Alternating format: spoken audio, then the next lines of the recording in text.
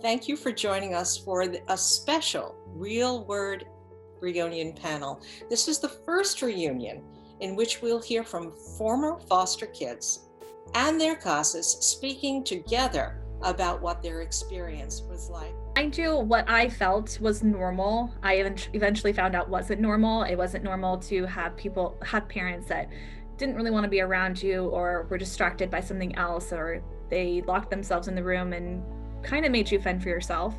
A lot of violence, a lot of cops who knew us by our first names, and we sat outside. We just kept telling them, our mom's coming to get us. There's no way they're going to make us stay here.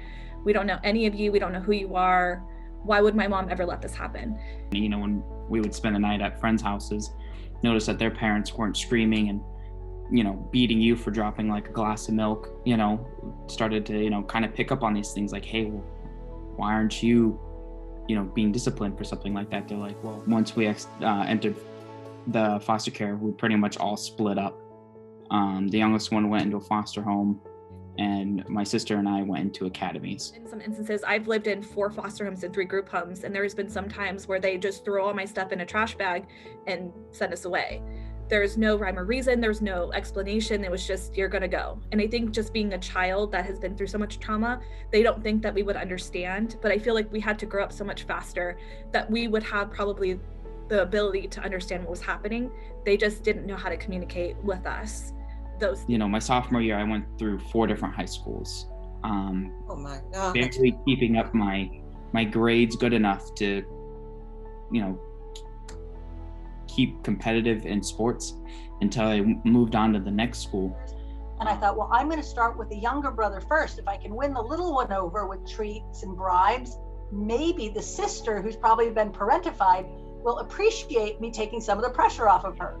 So I had the little boys first, and then Candace came in, and I think she actually had to go ask the group home staff why it was taking so long, because the little boys and I were having a good time.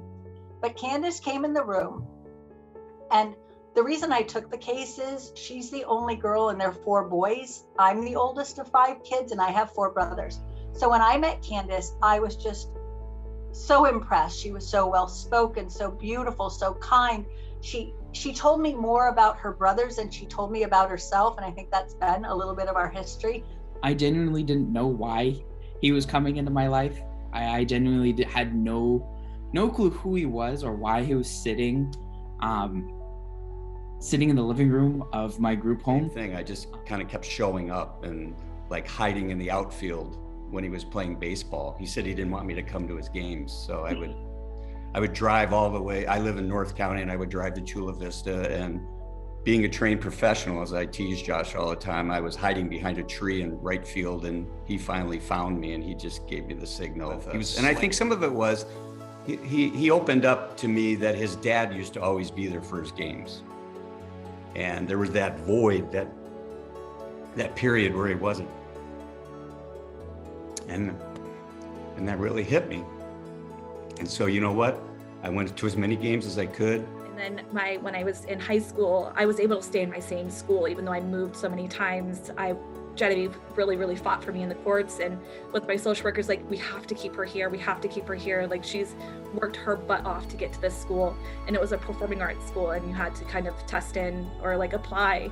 And she was like, it wouldn't be fair if we took her away from that. So my school, 17 years, every big moment in my life, she's been there for. I couldn't even think of anybody else in my life who was there more in the 3 to 4 years that I've known him than my own blood. I've found after 9 years, you don't fix, you just be present. And then eventually things kind of work their way out. And that's what I would tell people. You don't have to be good at parenting. You don't have to ever have had kids. All you have to be is consistent and available and caring. Thank you for sharing so much. It was so important that you did, and so brave of you. And thank you. It was an honor to meet you all.